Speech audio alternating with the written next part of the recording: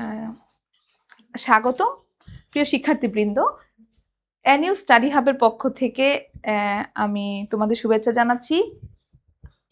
আমি রাফিয়া আক্তার, প্রভাষক বাংলা, কর্মরত আছি সবুজবাগ সরকারি কলেজে।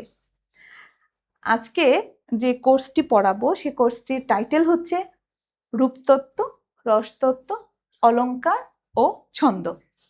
আর আমি জানি ছন্দ বললেই তোমাদের একটু প্রবলেম হয়। আমি আমার আগের যে কলেজ ছিল সদরপুর সরকারি কলেজ, সেখানে অনার্সে থার্ড ইয়ারে সবচেয়ে বেশি যে সমস্যাটা ওরা ফেস করেছে এবং আমার কাছে যেটা নিয়ে সবচেয়ে বেশি প্রশ্ন এসেছে সেটি হচ্ছে ছন্দ এবং ছন্দ বিশ্লেষণ, যে তারা ছন্দ বিশ্লেষণটা ঠিকঠাকভাবে করতে পারে না।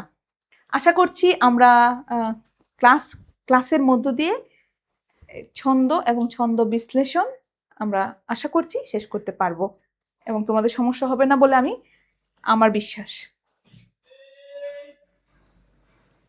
আচ্ছা, যে বিষয়গুলো ছন্দ বিশ্লেষণ, আমাদের মূল বিষয় হচ্ছে ছন্দ বিশ্লেষণ করব আমরা, তাই তো? এখন ছন্দ বিশ্লেষণ তো হচ্ছে সর্বশেষ আউটপুট, তাই না? এই যে সর্বশেষ আউটপুট হচ্ছে ছন্দ বিশ্লেষণ করতে পারা।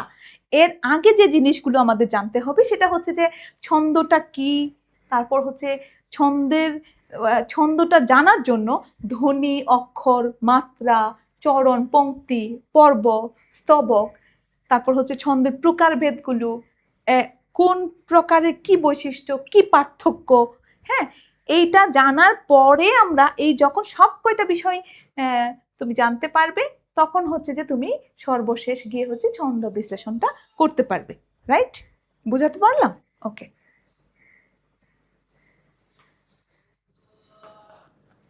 ওকে, এখন প্রথমত আমরা এটা একটু দেখি। আচ্ছা, দেখা হলো? ওকে, ছন্দ কি? আচ্ছা, আমরা যে বৃষ্টি পড়ে, তাই তো? যখন অনেক কি বলবো, অঝোরে বৃষ্টি পড়ে, একই রকম ভাবে যখন পড়তে থাকে তখন কিন্তু আমাদের কাছে কানের মধ্যে এক ধরনের শ্রুতি মাধুর্য তৈরি হয়, তাই না? এই যে আরেকটা যদি আমি বলি, আচ্ছা, আমরা ছোটবেলায় কি পড়েছি? আমরা ছোটবেলায় পড়েছি না এরকম যে হাট্টিমা টিম টিম তারা মাঠে পারে ডিম, তাদের খাড়া দুটো সিং তারা হাট্টিমা টিম টিম। আদতে এখানে কিছু কি আছে? হাট্টিমা টিম টিম বলে কিছু আছে? তাদের দুটো শিং, এগুলো কি? এগুলো এগুলোর কোনো ব্যাখ্যা, এগুলোকে যদি আমি চিন্তা করি পাওয়া কি যাবে? যাবে না। কিন্তু এটার এক ধরনের কানে আমরা এক ধরনের ভালো লাগা তৈরি হয়, তাই না? এই যে কানে ভালো লাগাটা তৈরি হয়, এক ধরনের ধ্বনি মাধুর্য তৈরি হয় যেটা আমাদেরকে শ্রুতি গ্রাহ্য করে তোলে, সেই কারণেই কিন্তু এইটা বাচ্চাদের ভালো লাগে। এই জন্য এগুলো শিশুতোষ ছড়া হিসেবে পরিচিতি পেয়েছে, তাই না? এই যে বৈশিষ্ট্যটা, এইটাই হচ্ছে ছড়ার মূল বৈশিষ্ট্য। অর্থাৎ কানে ভালো লাগবে, এক ধরনের শ্রুতি মাধুর্য তৈরি হবে। যদি কবিতার মধ্যে এই যে ছন্দবদ্ধ রূপটা এটা না থাকে তাহলে কিন্তু সেটা কিন্তু ছন্দের পতন হয় এবং একই সাথে সেটা তার কাব্যগুণ হারায়। এটা মাথায় রাখতে হবে। ওকে, আমরা একটু যদি ছন্দর ঐতিহাসিক ব্যাখ্যা দেখতে চাই আমাদের বাংলা কাব্যের, তাহলে আমরা দেখব যে এখানে বৈদিক যুগে যে শুরুটা ছিল বৈদিক যুগের, হ্যাঁ, যেটা খ্রিস্টপূর্ব 2500 অব্দ থেকে 900 অব্দের দিক পর্যন্ত। হ্যাঁ, বৈদিক ভাষা ও সাহিত্যের মাধ্যমে। অর্থাৎ বৈদিক ভাষাটা আমরা কোথায় পাই? আমাদের তো বেদের মধ্যে পাই বৈদিক ভাষা, রাইট? এরপর বেদের পরে সেটা আমরা সংস্কৃত ভাষার দিকে আসি। হ্যাঁ, সংস্কৃত ভাষা এবং সংস্কৃতির আমাদের যে কি বলবো, আমাদের এই অঞ্চলের প্রাচ্য অঞ্চলের যে প্রথম যে আমাদের যে লিখিত রূপ, সেই লিখিত রূপ তো পাই যে সংস্কৃত সাহিত্যের মাধ্যমে। সংস্কৃত যে বৈয়াকরণবিদগণ ছিলেন, তারপর যে কি বলবো, যারা লিখেছেন, রামায়ণ লিখেছেন, মহাভারত লিখেছেন, হ্যাঁ, তাদের হাত ধরে আমরা আমাদের সংস্কৃত সাহিত্যটা পাচ্ছি। এবং সেখানে সংস্কৃত সাহিত্য যেহেতু সেগুলো সবই কাব্যিক ফরম্যাটে লেখা, সেহেতু সেগুলোতে অবশ্যই ছন্দ ছিল। এবং সেই ছন্দটা আদি ছন্দের প্রথম প্রয়োগটা আমরা এই কারণে আমরা পাচ্ছি কোথায়? রামায়ণে পাচ্ছি, বাল্মীকির। হ্যাঁ, বাংলা এর পরে আমরা দেখি, আচ্ছা এটা যে বলছি, এটা আমরা যদি বাংলা ভাষার যে প্রবর্তন, বাংলা ভাষার যে বিকাশ, সেটা যদি খেয়াল করি তাহলেও কিন্তু দেখব বেদ ছিল আমাদের প্রথম ভাষা। কি ছিল? বেদ। হ্যাঁ, বেদ বেদ ছিল। বেদ তো ভাষা না, আমাদের মৌখিক ভাষার কথা বলি না, লিখিত রূপের কথা বলছি। যেহেতু আমরা হচ্ছে ছন্দ নিয়ে কথা বলছি, সেহেতু লিখিত রূপ। মানুষ কি ছন্দবদ্ধ করে কথা বলে? আমরা সবাই কি সবসময় ছন্দাকারে কথা বলি? কথা কিন্তু বলি না আমরা। ইত্যাদি আমাদের খুব ভালো লাগে, কারণ হানিফ সংকেত খুব ছন্দবদ্ধভাবে কথা বলে, ওনার উপস্থাপনা পুরোটাই ছন্দাকারে থাকে, তাই না? কিন্তু আমরা কথা বলি, আমরা যে আমাদের প্রাত্যহিক জীবনে কিন্তু ছন্দবদ্ধভাবে কথা বলি না। ওকে, তাহলে বেদ ছিল লিখিত রূপ। বেদের পরে আসছে হচ্ছে যে আমাদের সংস্কৃতের হচ্ছে সংস্কৃত। বেদের ভাষাকে সংস্কার করেই তো হচ্ছে সংস্কৃত করা হলো।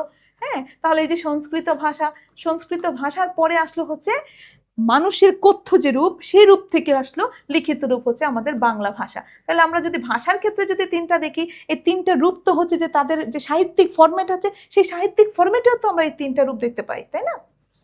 ওকে, তাহলে এই ছিল আমাদের হচ্ছে যে ছন্দের যে ঐতিহাসিক বিবর্তন, তার প্রেক্ষাপট।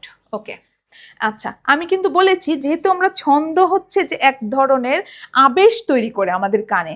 আমরা যদি হচ্ছে কোনো মিউজিক শুনি, মিউজিকেও দেখবো আমাদের কানে এক ধরনের আবেশ। মিউজিক ভালো লাগে কেন? কেন লাগে? কারণ এটার এক ধরনের ধ্বনি মাধুর্য এবং শ্রুতি মাধুর্য আছে, সেজন্য। আচ্ছা, এখন ছন্দ বিশ্লেষণ আমাদের মেইন টার্গেট। ছন্দ বিশ্লেষণ, যেহেতু আমাদের ছন্দ বিশ্লেষণ মেইন টার্গেট, সেই কারণে আমাদেরকে প্রথমত জানতে হবে ধ্বনি, অক্ষর, মাত্রা। ওকে, ধ্বনিটা কি আমরা একটু দেখি। ধ্বনি হচ্ছে মানুষের বাকযন্ত্রের সাহায্যে উচ্চারিত ভাষার ক্ষুদ্রতম একক। আবারও বলছি, উচ্চারিত ভাষার ক্ষুদ্রতম একক, অর্থাৎ মুখে উচ্চারিত আওয়াজই হলো ধ্বনি।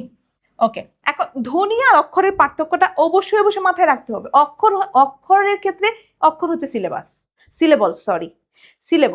সিলেবল কোনটা? আমরা যে নিঃশ্বাসের স্বল্পতম প্রয়াসে যেটা উচ্চারণ করি। আচ্ছা, আমরা যদি বলি ইউনিভার্সিটি, অর্থাৎ 5টা। তো এই যে এটা বাংলার ক্ষেত্রে যদি বলি বন্ধন, আমরা যদি এভাবে লিখি অক্ষর, হ্যাঁ, বন্ধন, রাইট? তাহলে এখানে আমরা উচ্চারণ করছি কি? প্রথমত উচ্চারণ করছি বন, রাইট, ধন। হ্যাঁ, এই যে তাহলে এখানে অক্ষর হলো 2টি, অর্থাৎ 2 সিলেবল। আচ্ছা, তাহলে এখন অক্ষরের যদি আমরা ভাগ করি, তাহলে এখানে আরো একটা জিনিস লাগবে, সেটা হচ্ছে যে আমরা এই যে এটা লাস্টে ন হচ্ছে ব্যঞ্জন ধ্বনি। হ্যাঁ, এটা লাস্টে ন আছে, আমরা ব্যঞ্জন ধ্বনি পেলাম। ওকে, আমরা যদি মা লিখি, মা, এখানে এটা একবারে উচ্চারিত হয়ে গেছে মা, এবং এটা শেষে কিন্তু আমরা কি পাচ্ছি? একটা আ পাচ্ছি, অর্থাৎ এটা হচ্ছে স্বরবর্ণ পাচ্ছি লাস্টে। এটা কিন্তু নিঃশ্বাসের স্বল্পতম প্রয়াসে একবারে উচ্চারিত হয়েছে। আবার এটা কিন্তু নিঃশ্বাসের স্বল্পতম প্রয়াসে একবারে উচ্চারিত হয়েছে বন, একবার উচ্চারিত হয়েছে ধন। তাহলে এই যে বন্ধন, এখানে পেলাম আমরা ন, আর এখানে পেলাম হচ্ছে আ। এই যে আ মানে কি? লাস্টে কি পেলাম? স্বর যদি পাই তাহলে এটাকে কি নাম দেব? লাস্টে স্বর অন্ত, অর্থাৎ স্বরান্ত। এবং লাস্টে যখন ন পেলাম, ন মানে ন ব্যঞ্জন ধ্বনি, তাহলে লাস্টে কি পেলাম? ব্যঞ্জনান্ত, রাইট? এই জিনিসটা হচ্ছে অবশ্যই মাথায় রাখতে হবে। হ্যাঁ,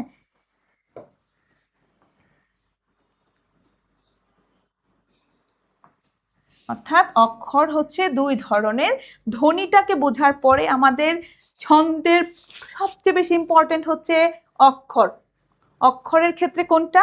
অক্ষর হচ্ছে কি? এটা কি স্বরান্ত নাকি ব্যঞ্জনান্ত? শেষে কি স্বর আছে নাকি ব্যঞ্জন আছে? স্বর থাকলে কি হবে, ব্যঞ্জন থাকলে কি হবে, আমরা এটা দেখাবো। আরেকটা জিনিস যেটা বেশি খুব ইম্পর্টেন্ট, সেটা হচ্ছে মাত্রা কি? মাত্রা যেটা অক্ষর উচ্চারণের কাল পরিমাপকে মাত্রা বলে। কত সময় হচ্ছে লেগেছে এটা উচ্চারণ করতে? আচ্ছা, আমি যখন বললাম, আচ্ছা আমরা যখন বলি আই ছেলেরা আই মেয়েরা ফুল তুলিতে যাই, ফুলের মালা গলায় দিয়ে মামার বাড়ি যাই, এটা যখন আমি উচ্চারণ করছি, ছড়া যখন বলছি, কিংবা আমরা যখন ছড়া বলছি এরকম করে, শিব ঠাকুরের বিয়ে হবে 3 কন্যে দান, 1 কন্যে রাধেন বারেন 1 কন্যে খান, আরেক কন্যে গুসা করে মামার বাড়ি যান। হ্যাঁ, বলতে হবে এখানে বোকাকে। আচ্ছা, যাক, এটা হচ্ছে এক ধরনের কি বলবো, এটা সিলি বিষয়, এটা বোকাকে সেটা বিষয় না। বিষয় হচ্ছে যে যখন বলছি শিব ঠাকুরের বিয়ে হবে 3 কন্যা দান, এটা এত স্পিডি বলা হচ্ছে, অনেক স্পিডে যাচ্ছে। আর আর যদি বলি এইখানে তোর দাদির কবর ডালিম গাছের তলে, তখনই কিন্তু এটা আস্তে আস্তে বলছি।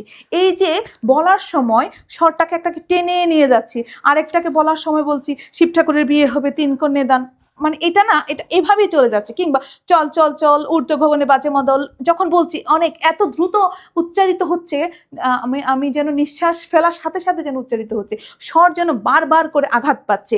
এই যে স্বরের আঘাত পাওয়া, স্বর থেমে যাওয়া, আবার একটা হচ্ছে টেনে টেনে নিয়ে যাওয়া, এই দুটোর উপর ভিত্তি করে কিন্তু আমরা এটাকে মাত্রা বলি, অর্থাৎ কত সময়ে সেটা উচ্চারিত হচ্ছে। তাহলে বিষয়টা মনে থাকবে। ওকে, আমরা নেক্সট বিষয়ে যাচ্ছি। চরণ এবং পংক্তি কি এটা একটু জেনে নেই। ওকে, পংক্তি খুব ছোট্ট বিষয়। আমরা যদি দেখি ভোর হলো দোর খোলো খোকোমণি ওঠরে, এখানে ভোর হলো পংক্তি 1, দোর খোলো পংক্তি 2, খোকোমণি ওঠরে পংক্তি 3। কয়টা পংক্তি হলো? 3টা পংক্তি হলো। কিন্তু আমি যদি চরণ বলি তাহলে হচ্ছে এইখানে এই জায়গাটাতে একটা মাত্র ভাবের প্রকাশ হলো। ভোর হলো দোর খোলো খুকুমণি ওঠরে, 3টা মিলে একটা ভাবের প্রকাশ পেয়েছে। ফলে এই 3টা মিলে হবে একটা সেন্টেন্স শেষ হওয়া, মানে একটা চরণ। এই হচ্ছে চরণ এবং পংক্তির মধ্যে পার্থক্য।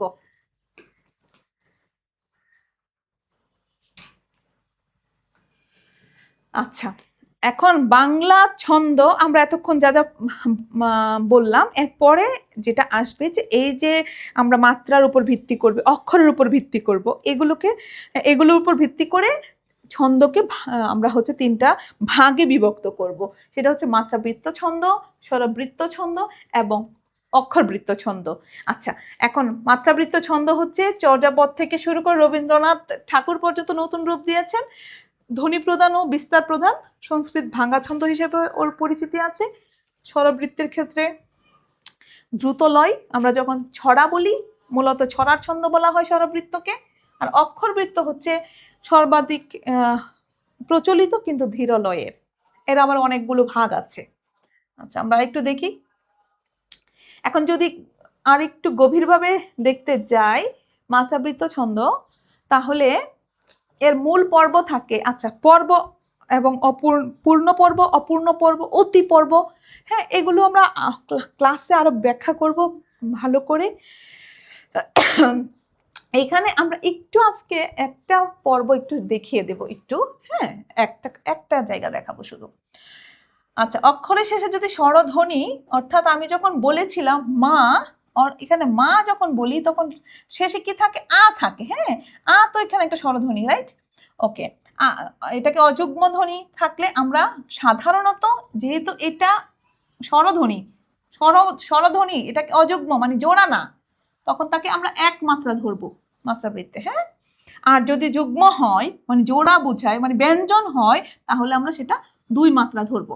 ওকে, আমরা এটা বোঝার জন্য আমরা একটু আমাদের পরিচিত কবিতা থেকে আমরা এগুলো বুঝবো। হ্যাঁ, এইখানে এই যদি বলি এটা এই তো এ ই আলাদা না, এই একসাথে উচ্চারিত হচ্ছে, তাই তো? ওকে, আমরা একটু খেয়াল করি। আমরা যখন যুগ্মের ক্ষেত্রে হচ্ছে এই চিহ্ন ব্যবহার করব, যুগ্মের ক্ষেত্রে হচ্ছে আমরা এই চিহ্ন ব্যবহার করব, আর অযুগ্মের ক্ষেত্রে আমরা এই চিহ্ন ব্যবহার করব। মাত্রা বোঝাতে ক্ষেত্রে মাত্রার ক্ষেত্রে হচ্ছে 1 হলে এভাবে দিব 1, 2 হলে এভাবে দিব 2, সেখানেও 2 হলে এভাবে 2 দিব। এটা একটু মাথায় রাখবো। হ্যাঁ, ওকে ওকে। আচ্ছা, আমরা একটু দেখি এখানে এই যখন বলছি, আমরা আবারও খেয়াল করি অক্ষর। আমি আবারই তখনও বলেছিলাম অক্ষরকে সবার আগে দেখতে হবে, মাত্রাকে দেখতে হবে, অক্ষরকে দেখতে হবে। এই দুটোকে আমাদের প্রথমে দেখতে হবে, পর্বকে দেখতে হবে, কোন কোন পর্বে ভাগ হয়েছে সেগুলো দেখতে হবে। দেখার পরে আমরা যে জিনিসটা দেখব, কোন লয়ে উচ্চারিত হচ্ছে, অনেক দ্রুত বলছি নাকি একটু আস্তে বলছি, এই অনেকগুলো ক্যাটাগরিতে ভাগ করে নিয়ে আমরা বুঝতে পারবো এটা কোন ছন্দের মধ্যে আছে। যেমন আমি এখন যদি দেখি এই যখন বলছি, এই দুটো না, লাস্টে কি ই আছে, ই মানে কি? রস্য ই, স্বরান্ত। যেহেতু রস্য ই স্বরবর্ণ, তাই এটা হচ্ছে যে যদিও 2 বর্ণে, কিন্তু এখানে মাত্রা পড়বে একটা। খা নে, এইখানে তোর, তোরের ক্ষেত্রে কিন্তু এরকম এরকম আসে, তাই এটা হবে তোর, এইখানে তোর। দা, দীর, দীরের ক্ষেত্রে ইরেজ, দা, দা, দীর, দীর দুটো। ক, বর দুটো। ডা, লিম দুটো। গা, ছের। ত, লে, লেতেও সরি ত, ত, লে। তাহলে আমরা এখন গুণে দেখি কয় হলো, 1 2 3 4, 1 2 3 4 5 6, এখানে 6 হলো, 6 হলো, 2 হলো, এখানে 2 হলো, এখানেও 6 হলো। তাহলে 6 6 6 প্লাস 2, এটা হচ্ছে মাত্রাবৃত্ত ছন্দের মধ্যে পড়ে। এইটা বোঝার জন্য আমাদের কয়টা বৈশিষ্ট্যকে মাথায় রেখেছি আমরা? আমরা রেখেছি প্রথমত 1 নম্বরে, 1 নম্বরে আমরা দেখলাম এর অক্ষর, মাত্রা দেখলাম। প্রথমত আমরা গুনলাম মাত্রা, দ্বিতীয়ত আমরা গুনলাম হচ্ছে এর পর্ব ভাগ করলাম, পর্ব ভাগ করে দেখলাম যে এখানে কি সব কয়টা সমান সমান পর্ব আছে কিনা। আমরা দেখলাম হ্যাঁ 6 6 6, এবং এখানে একটা অপূর্ণ পর্ব আছে, পর্ব ভাগ করে পার, 2টা বৈশিষ্ট্য মিলল। 3 নম্বর বৈশিষ্ট্য, এটা পড়ার সময় কি হচ্ছে যে দ্রুত পড়েছি নাকি কিছুটা ধীর গতিতে পড়েছি। যদি ধীর গতিতে পড়ে থাকি তখন আমরা 3টা বৈশিষ্ট্য মিললো, 3টা বৈশিষ্ট্য মেলার পরে আমরা বলতে পারছি হ্যাঁ এটা হচ্ছে মাত্রাবৃত্ত ছন্দ।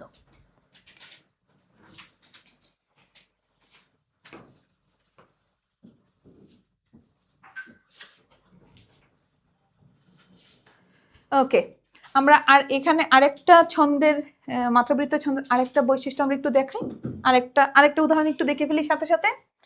ওকে, রেডি করা আছে। হ্যাঁ, পঞ্চ, পঞ্চ, হ্যাঁ আবার একটু খেয়াল করি, পঞ্চ, পঞ্চ যখন বলে আগে হচ্ছে পয়ের সাথে ইয়চ, তারপর হচ্ছে সরে, সরে, রাইট, স রে, এক এক, পঞ্চ, এখানে এক, অ কিন্তু এটার ভিতরে অ আছে। হ্যাঁ, পঞ্চ, পঞ্চ হচ্ছে 2, পঞ্চ, অ, স রে, দগ, ধ, প্রথমে প্রথমে খেয়াল করতে হবে, দগ, দগ, তারপরে হচ্ছে ধ, প্রথমে দগের কারণে এটা 2, তারপরে ধ হচ্ছে 1, ক রে, পঞ্চস্বরে দগ্ধ করে, ক রে ছ, ক রে ছ, এ কি সন্ন্যাসী, এটা উচ্চারণ করার সময় আগে সন্ন্যাসী, শোন না সি, কয়টা হলো, সি হচ্ছে 1, না হচ্ছে 1, শোন হচ্ছে 2, পঞ্চস্বরে দগ্ধ করে, করেছ কি সন্ন্যাসী। ওকে, তাহলে এই পর্যন্ত আজকের ক্লাস থাকলো। আমি যেটা পড়িয়েছি মাত্রাবৃত্ত ছন্দের, এরপরে আমরা হচ্ছে মাত্রাবৃত্ত ছন্দে আরো অনেকগুলো হচ্ছে আমরা প্র্যাকটিস করব। তার পরবর্তীতে আমরা আরো আছে আমাদের স্বরবৃত্ত ছন্দ, অক্ষরবৃত্ত ছন্দ, অক্ষরবৃত্ত ছন্দের ভাগ, আমরা এগুলো পরবর্তী ক্লাসে আমরা এগুলো ব্যাখ্যা করব। আজ এই পর্যন্তই। আর যদি কোনো কোয়েরি থাকে অবশ্যই এনইউ স্টাডি হাবের মধ্যে হচ্ছে যে স্টাডি হাবে লিখবে, এবং কোনো কিছু জানার থাকলে অবশ্যই আমাকে জানাবে। আজ এই পর্যন্ত, ভালো থেকো তোমরা, আল্লাহ হাফেজ।